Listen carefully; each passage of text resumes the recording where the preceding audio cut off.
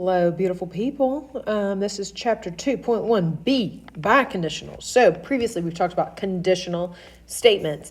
This is another type of conditional statement that can only be written if my conditional and my converse are true. So backing up a second. Biconditional. Bi means two. So it's two conditionals in one. It is a single true statement that combines a true conditional. Remember, conditional is just if P then Q. And a true converse. Shoes is my flip-flop. So if Q then P. You can write a biconditional by removing the if and replacing the N with if and only if.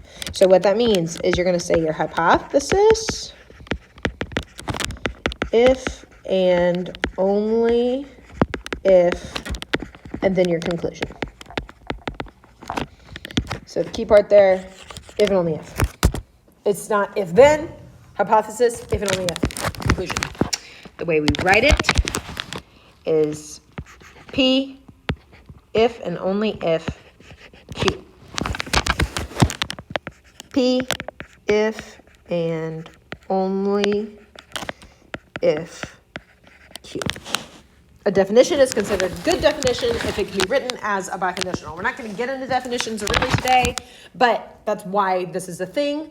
When you get into logic statements and things like that in honors geometry or law school, if you're interested in it, this really becomes a thing on can you define it only if it can be written as a biconditional.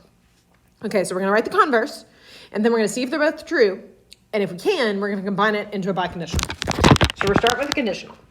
If the sum of the measures of two angles is 180 degrees, then the two angles are supplementary. That is a true statement. You can't come up with anything that makes that not true. So my converse, flip it. So if two angles are supplementary,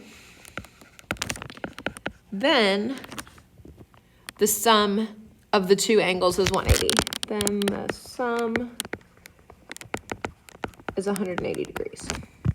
Angles are supplementary, then yeah, that is also true, which means we can write this as a biconditional. What that biconditional says is the sum, we're gonna go back to our conditional. So it started with the sum of two measures of two angles is 180. I am making that just slightly shorter. So the sum of two angles is 180. And the key part here is the biconditional part.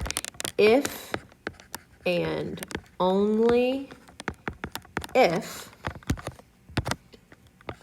and only if, right? That's our most important part. And then the two angles are supplementary.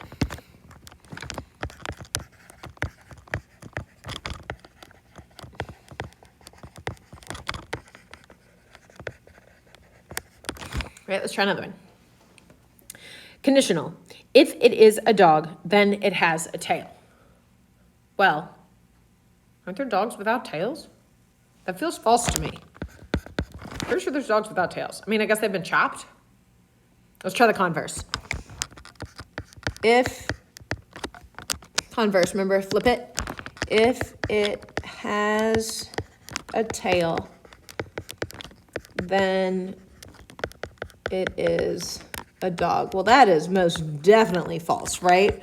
Plenty of things have tails that are not dogs. So that biconditional is not possible. You can only write your biconditional if the conditional and the converse are true. All right, if it is a bird, then it can fly. Y'all, penguins are birds. Penguins can't fly. My converse. If it can fly, then it is a bird. Airplanes fly. Airplanes aren't birds. False. Not possible. If a triangle is scalene, so that's small, like, yeah. Then it has three sides of different lengths. That is true. That is what a scalene is. So our converse, flip it. If it has 3 sides of different lengths, then the triangle is scalene, yeah.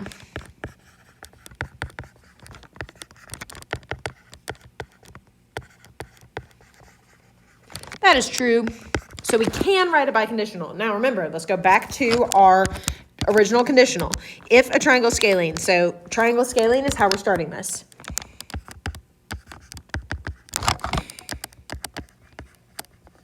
And then if and only if. That is the biconditional keywords. If and only if. And then my other half was it has 3 sides of different lengths.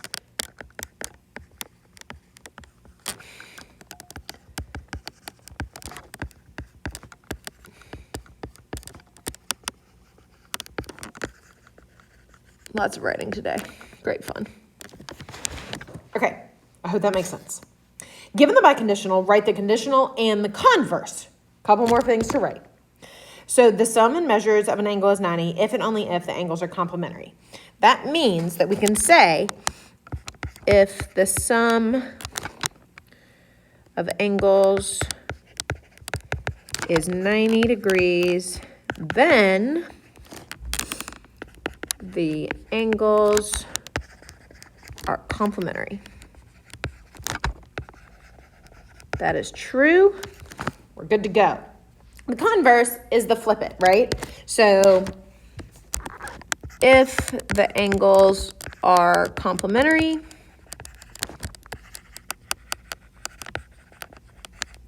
then their sum is 90 degrees. Oh, the sum of the angles is 90 degrees. You know what I mean? I'm being lazy. But yes, that is what that means. Then the sum of their angles is 90 degrees. All right, Brett is an athlete if and only if, there it is, he plays basketball. Well, that's just not true. But anyway, we can still write it. If Brett is an athlete,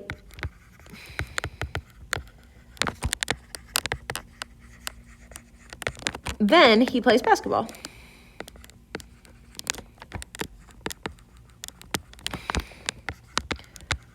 I can come up with plenty of counterexamples for that. Not my job today. Converse, flip it. If he plays basketball,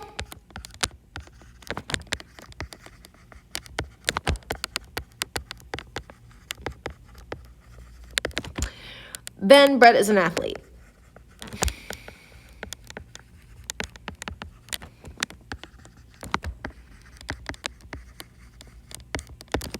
That one's probably true. But they'd both have to be true in order to actually have written that biconditional. Doesn't matter. Alrighty, so the first half of your homework, all of this mess, is reverse, okay? Or is review.